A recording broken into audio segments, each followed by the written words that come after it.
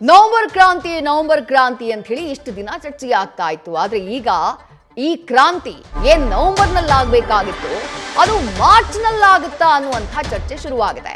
ಆರಂಭದಲ್ಲಿ ಸಂಕ್ರಾಂತಿ ಅಂತಂದ್ರು, ಆದ್ರೆ ಈಗ ಮಾರ್ಚ್ ವರೆಗೂ ಯಾವುದೇ ಕ್ರಾಂತಿ ಇಲ್ಲ ಅನ್ನುವಂಥ ಮಾಹಿತಿ ಕಾಂಗ್ರೆಸ್ ಮೂಲಗಳಿಂದಾನೇ ಸಿಗ್ತಾ ಇದೆ. ನಾಯಕತ್ವ, ಸಂಪುಟ ಪುನರಚನೆಗೆ ಒಟ್ಟಿಗೆ ನಡೆಸೋಕೆ ಎರಡನ್ನೂ ಒಟ್ಟಿಗೆ ನಡೆಸಿ ಅಂತ ಹೇಳಿ ಡಿಸಿಎಂ ಡಿಕೆ ಶಿವಕುಮಾರ್ ಪಟ್ಟು ಹಿಡಿದಿದ್ದಾರಂತೆ. ಹೈಕಮಾಂಡ್ ಮೇಲೆ ನಿರಂತರ ಒತ್ತಡವನ್ನ ಡಿಸಿಎಂ ಡಿಕೆ ಶಿವಕುಮಾರ್ ಹೇರ್ತಿದ್ದಾರೆ ಎನ್ನುವಂಥ ಮಾಹಿತಿ. ಆದ್ರೆ ನಾಯಕತ್ವಕ್ಕೆ ಕೈ ಹಾಕಿದ್ರೆ ಗೊಂದಲ ನಿರ್ಮಾಣ ಆಗುವಂಥ ಆತಂಕ ಹೈಕಮಾಂಡ್ ನಾಯಕರನ್ನ ಕಾಡ್ತಾ ಇದೆ.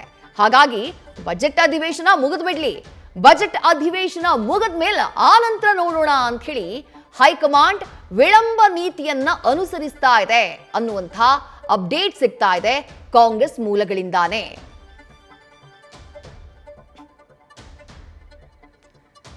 ಮತ್ತಷ್ಟು ಡೀಟೇಲ್ಸ್ ನಮ್ಮ ಪ್ರತಿನಿಧಿ ಹರೀಶ್ ನೀಡ್ತಾ ಹೋಗ್ತಾರೆ. ಹರೀಶ್, ನವೆಂಬರ್ ಕ್ರಾಂತಿ ಅಂತ ಹೇಳಿ ಎಷ್ಟು ದಿನ ಚರ್ಚೆ ಆಗ್ತಾ ಇತ್ತು. ಅದಾದ ಬಳಿಕ ಇಲ್ಲ ಸಂಕ್ರಾಂತಿಗೆ ಮಾಡಬಹುದು ಇವ್ರ ಕ್ರಾಂತಿಯನ್ನ ಅನ್ನುವಂಥ ಚರ್ಚೆ ಆಯ್ತು. ಈಗ ಎರಡೂ ಡೇಟು ಬಿಟ್ಟು ಸೀದಾ ಮಾರ್ಚ್ ತಿಂಗಳಿಗೆ ಹೋಗಿದೆ. ಯಾವ ಕಾರಣಕ್ಕೆ ಇಷ್ಟು ವಿಳಂಬ ನೀತಿ ಅಥವಾ ಈ ಅಂದಾಜನ್ನ ಅಥವಾ ಈ ಲೆಕ್ಕಾಚಾರವನ್ನ ಹೈಕಮಾಂಡ್ ಯಾವ ಕಾರಣಕ್ಕೆ ಆಯ್ಕೆ ಮಾಡಿಕೊಂಡಿದೆ ಅಂತ ಹೇಳಿ? ವಿದೇಶದಲ್ಲಿ ಬಹಳ ಮುಖ್ಯವಾಗಿರುವಂಥದ್ದು ರಾಜ್ಯ ಕಾಂಗ್ರೆಸ್ನಲ್ಲಿ ಕ್ರಾಂತಿಗಳ ಬಗ್ಗೆ ಸಾಕಷ್ಟು ಚರ್ಚೆ ಆಗ್ತಾ ಇದೆ. ಸೊ ನವೆಂಬರಲ್ಲಿ ಕ್ರಾಂತಿ ಆಗುತ್ತೆ ಅನ್ನುವಂಥ ವಿಚಾರ ಏನು ಚರ್ಚೆ ಆಗ್ತಿತ್ತು. ಸದ್ಯದ ಮೂಲಗಳ ಪ್ರಕಾರ ಯಾವುದೇ ರೀತಿಯ ಬದಲಾವಣೆ ಇಲ್ಲ, ವರ್ಷಾಂತ ಒಳಗಡೆ ಅನ್ನುವಂಥದ್ದು ಕೂಡ ಈಗ ಸ್ಪಷ್ಟವಾಗಿ ಗೊತ್ತಾಗ್ತಿದೆ. ಆದರೆ ಒಂದು ಬಣಗಳ ವಾದಗಳು ಕೂಡ ಸ್ಪಷ್ಟವಾಗಿ ಈಗ ಒಂದೊಂದಾಗಿ ಅಭಿಪ್ರಾಯಗಳು ವ್ಯಕ್ತ ಆಗ್ತಾ ಇರುವಂಥದ್ದು.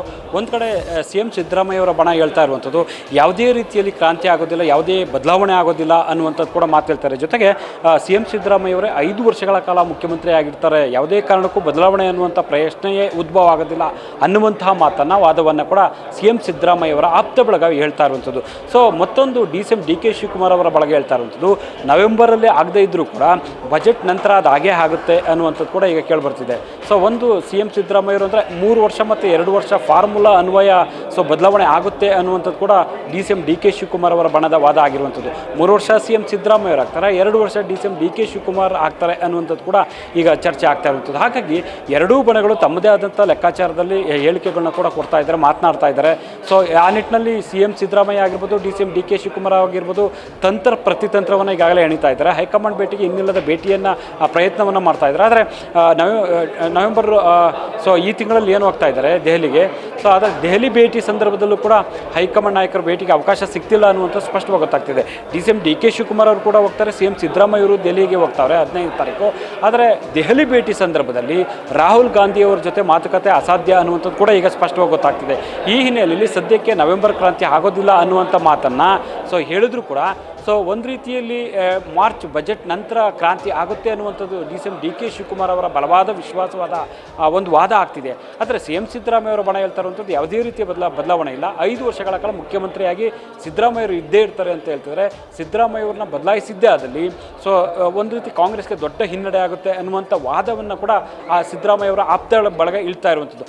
ಜೊತೆಗೆ AICC ಮಟ್ಟದಲ್ಲಿ OBCಯನ್ನು ಹೆಚ್ಚಿಗೆ ಪ್ರಮೋಟ್ ಮಾಡ್ತಕ್ಕಂಥ ಒಂದು ಪ್ರಯತ್ನಕ್ಕೆ ರಾಹುಲ್ ಗಾಂಧಿ ಅವರು ಮುಂದಾಗಿದ್ದಾರೆ. ಸೊ ಇತ್ತೀಚೆಗೆ ಕೆಲ ತಿಂಗಳ ಹಿಂದಷ್ಟೇ ಕೂಡ AICC OBC ಸಮಾವೇಶದಲ್ಲಿ ಕೂಡ CM ಸಿದ್ದರಾಮಯ್ಯವ್ರನ್ನ ಕರ್ಕೊಂಡೋಗಿ ಅಲ್ಲೂ ಕೂಡ ಸೊ ಕಾರ್ಯಕ್ರಮ ಮಾಡಿದರು.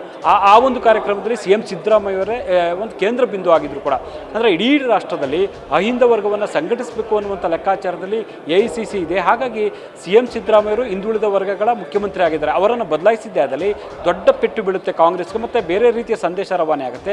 ಈ ಹಿನ್ನೆಲೆಯಲ್ಲಿ ಸದ್ಯದ ಮಟ್ಟಿಗೆ ಯಾವುದೇ ರೀತಿಯ ಬದಲಾವಣೆ ಇಲ್ಲ ಅನ್ನುವಂಥ ಮಾತನ್ನು ಹೇಳ್ತಿದ್ದಾರೆ. ಆದರೆ ಸಂಪುಟ ಪುನರ್ರಚನೆ ವಿಚಾರವಾಗಿ ಕೂಡ ಅದು ಬಹುಶಃ ಬಜೆಟ್ ಸಂದರ್ಭದಲ್ಲಿ ಏನಾದರೂ ಆಗ್ಬೋದಾ ಅಥವಾ ಜನವರಿಗೆ ಆಗ್ಬೋದಾ ಅನ್ನುವಂತಹ ಚರ್ಚೆಗಳು ಸದ್ಯಕ್ಕೆ ಕೇಳಿ ಬರ್ತಾ ಇರುವಂಥದ್ದು. ವಿದ್ಯಾಶ್ರೀ, ಥ್ಯಾಂಕ್ ಯು ಹರೀಶ್ ತಮ್ಮೆಲ್ಲ ಡೀಟೇಲ್ಸ್ಗೆ. ನ್ಯೂಸ್ ಫಸ್ಟ್ ನಿರ್ಭೀತಿಯಿಂದ ನಿಮ್ಮ ಪರವಾಗಿ.